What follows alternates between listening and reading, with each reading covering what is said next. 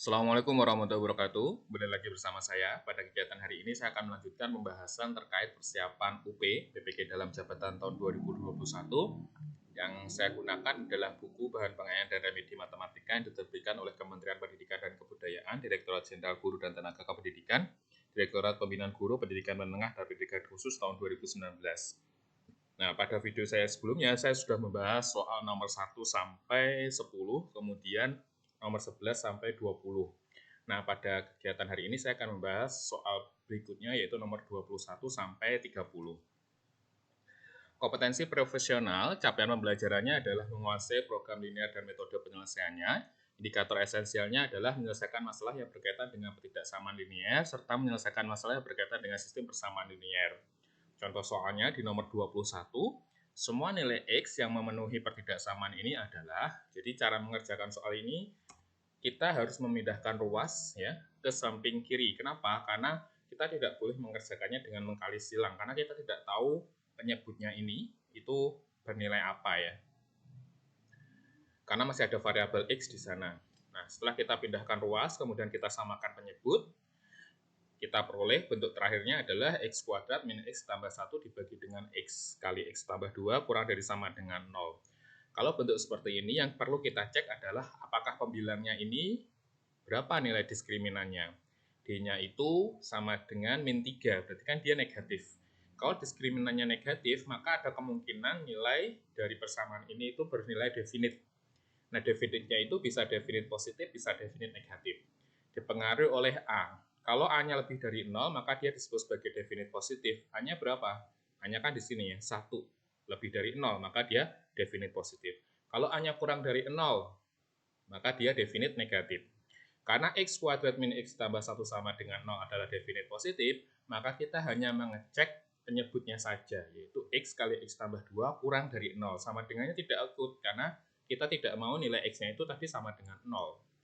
Dengan menggunakan garis bilangan, diperoleh X yang memenuhi min 2 kurang dari X kurang dari 0. Jadi solusinya adalah yang A. Selanjutnya, soal nomor 22. Ratna, Bagus, dan Wayan pergi bersama-sama ke toko buah. Ratna membeli 2 kg apel, 2 kg anggur, dan 1 kg jeruk dengan harga 67.000. Bagus membeli 3 kg apel, 1 kg anggur, dan 1 kg jeruk dengan harga 61.000. Wayan membeli 1 kg apel, 3 kg anggur, dan 2 kg jeruk dengan harga 80.000. Pertanyaannya adalah berapa sih harga 1 kg apel, 1 kg anggur, dan 4 kg jeruk?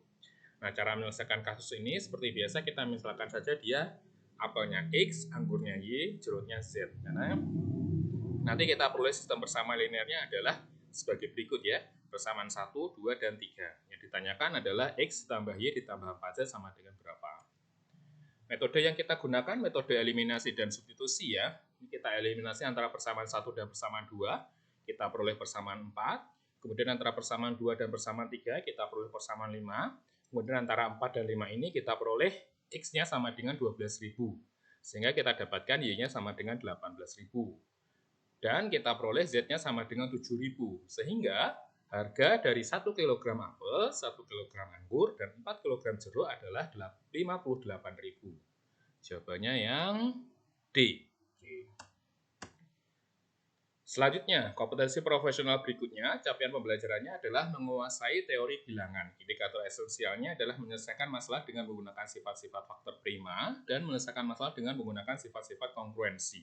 Contoh soalnya nomor 23. Bilangan 331 merupakan bilangan prima yang memiliki tepat 2 akar kembar, ya ini 3.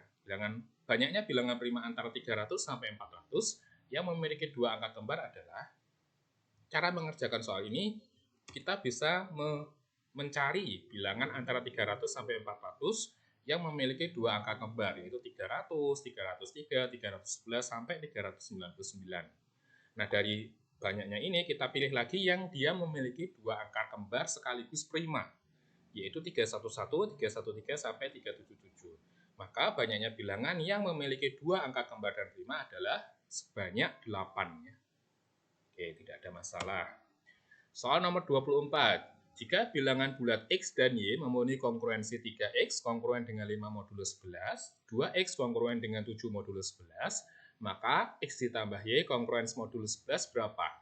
Nah, cara mengerjakan soal ini biasanya kita cari nilai X dan Y-nya. Ya, ini harusnya Y ya. 3X kongruen 5 modulus 11, maka X-nya sama dengan 9. Kenapa? Karena 3 kali 9 itu sama dengan 27, dan 27 itu dikurangi 5 sama dengan 22, yang habis dibagi 11. Ya kan? Sisanya kan 0. Sama dengan ini, 2Y kongruen dengan 7 modulus 11, maka Y-nya sama dengan 9. Kenapa? Karena 2 dikali 9 itu 18, dan 18 dikurangi 7 itu sama dengan 11, yang habis dibagi 11. Maka kita peroleh X dan Y-nya, X-nya 9, Y-nya 9. Kalau kita jumlah, sama dengan 18. Nah, 18 kalau kita sama dengankan modulus 11, maka sisanya adalah 7. Maka jawabannya yang nomor 24 ini sama dengan B. Oke. Kompetensi profesional berikutnya, capaian pembelajarannya adalah menguasai teori yang berkaitan dengan fungsi dan mampu menyelesaikan permasalahan yang terkait dengan fungsi.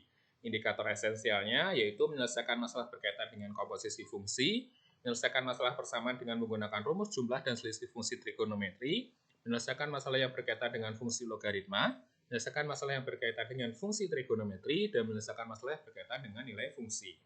Contoh soal nomor 25. Dipunyai FOGX sama dengan min 3X ditambah 8. Fx-nya 3X tambah 2. Dengan demikian rumus dari Gx adalah, pertama kita kerjakan dulu Fgx-nya. Fgx-nya kan min 3X ditambah 8. Berarti kan kita mengganti X ini dengan Gx. Berarti kan 3Gx ditambah 2 sama dengan min 3X ditambah 8. Kita pindah ruas, dapatlah Gx-nya sama dengan 2 min X. Jawabannya yang B. Soal berikutnya nomor 26. Nilai dari cos 3X min sin 6X min cos 9X dibagi dengan sin 9X min cos 6X min sin 3X adalah, kita menggunakan sifat ya, menggunakan sifat. Pertama kali kita pindah ruaskan min cos 9X ke depan dan min sin 3X ke depan ya. Ini. Cos min cos. Cos min cos itu 2 sin sin. Sementara kalau sin min sin 2 cosin ya. Ini kita peroleh ya. Kemudian kita pindah ruas, bukan kita pindah ruaskan, ini kan ada sin 6X, ada sin 6X. Berarti kan sin 6X bisa kita keluarkan, 2 sin 3X min 1. Begitu juga untuk yang cos 6X.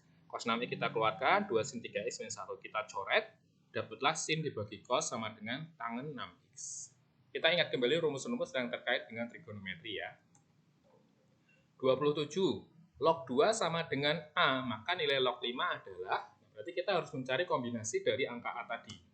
Log 5 bisa kita nyatakan dalam log 10 dibagi 2. Sementara log 10 dibagi 2 itu sama aja dengan log 10 dikurangi log 2. Log 10 kita tahu 1, log 2-nya tadi berapa? A, berarti 1 dikurang A.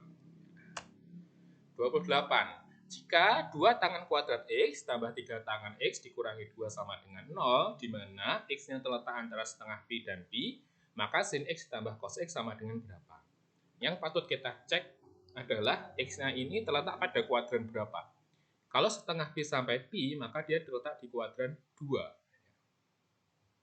Oke. Kalau di kuadran 2, maka tangan itu bernilai negatif. Ya. Kita cek lagi nanti, tangan bernilai negatif itu di kuadran 2. Oke. Jadi cara mengerjakannya adalah kita misalkan saja tangan X itu dengan P. Kalau kita misalkan tangan X dengan P, jadinya kan 2P kuadrat ditambah 3P min 2 sama dengan 0. Ini ya. Dan kita bisa memfaktorkan dia. Kita faktorkan jadi 2P min 1 kali P ditambah 2 sama dengan 0. Kita peroleh P-nya sama dengan setengah dan P-nya sama dengan min 2. Nah, berarti kita dapatkan tangan X-nya itu sama dengan setengah atau tangan X-nya sama dengan min 2. Nah, kita ingat kembali syarat ini. Syarat ini itu menunjukkan bahwa dia itu terletak di kuadran 2. Karena dia terletak di kuadran 2, maka tangan harus bernilai negatif. Jadi kita pilih tangan X yang bernilai negatif, yaitu min 2. Kalau kita sudah memperoleh tangan X sama dengan min 2, kita menggunakan bantuan segitiga siku-siku, kita peroleh sin X-nya 2 per akar 5, cos X-nya sama dengan min 1 per akar 5. Ya, akar 5 kan karena dari akar dari 2 kuadrat ditambah 1 ya, akar 5. Oke. Maka sin X ditambah cos X sama dengan 2 akar 5 min 1 per akar 5 sama dengan 1 per akar 5 atau 1 per 5 akar 5, kita rasionalkan ya. Soal nomor 29. Suatu fungsi memenuhi persamaan berikut. Ya, 10 dibagi fx min 3 ditambah 3 per f 10 min x sama dengan 130 per x kuadrat. tentukan nilai dari F7. Sebenarnya ini mudah ya. Kalau diminta F7, berarti kan kita harus mengusahakan berapa X yang dapatnya angka 7. Berarti kan kita bisa mengganti X-nya itu dengan 10. Ya kan? Kalau kita ganti dengan X-nya sama dengan 10, kita peroleh apa? Untuk X sama dengan 10, kita peroleh 10 ini ya, sama aja dengan 10 dibagi dengan F7, ditambah dengan 3 dibagi F0 sama dengan 130 per 100. Ini persamaan 1. Nah, kalau kita perhatikan, di sini ada F0. Ya. Nah, sekarang kita cari X yang menyebabkan dia menjadi 0. Ya kan? Maka kita pilih X sama dengan 3. Kalau kita pilih X sama dengan 3, kita peroleh 10 dibagi ini, ya, dapatnya 10 per F0 ditambah 3 per F7 sama dengan 130 per 9, persamaan 2. Saya ulangi ya, ini kan yang diminta F7. F7 berarti kita cari sembarang X yang kalau dimasukkan ke dalam fungsi tersebut dapatnya 7. Berarti kan X min 3 sama dengan 7. Berarti X sama dengan 10. Nah, ketika kita peroleh X-nya sama dengan 10, kita peroleh ini. Nah, kita muncul F0. Berarti kan kita harus mencari lagi nilai X min 3 sama dengan 0. Berarti X sama dengan 3. Berarti kan ada 2X yang kita substitusikan. Yaitu X sama dengan 10 dapat persamaan 1, kemudian X sama dengan 3 dapat persamaan 2. Nah, dari persamaan 1 dan persamaan 2, kita bisa menggunakan metode eliminasi ya. Kita dapatkan persamaan 3, 4. Dan seterusnya ya. 3, 4, substitusi kita peroleh F7 sama dengan min 3. Oke, tidak ada masalah saya rasa ya. Selanjutnya yaitu kompetensi profesional berikutnya, capaian pembelajarannya adalah menguasai teori yang berkaitan dengan limit dan mampu menyelesaikan permasalahan yang terkait dengan limit, yaitu menentukan nilai limit suatu fungsi. Contohnya pada soal nomor 30, limit X mendekati tak hingga dari 2X tambah 2 sin X dibagi 6X tambah 2. Ya, berapa nilai ini? Pertama kali yang kita kerjakan adalah kita ubah ini kita turunkan ya. Ini kita turunkan menggunakan L'Hopital. 2X kita turunkan menjadi 2, ini X-nya nggak ada ini harusnya. 2 sin X kita turunkan jadi 2 cos X, 6X ditambah 2 kita turunkan jadi 6. Kemudian kita masukkan X-nya. Ya, X-nya. Dapatlah 2 per 6 yang sama dengan sepertiga. Bisa juga kita bagi dengan pangkat yang tertinggi, itu juga bisa.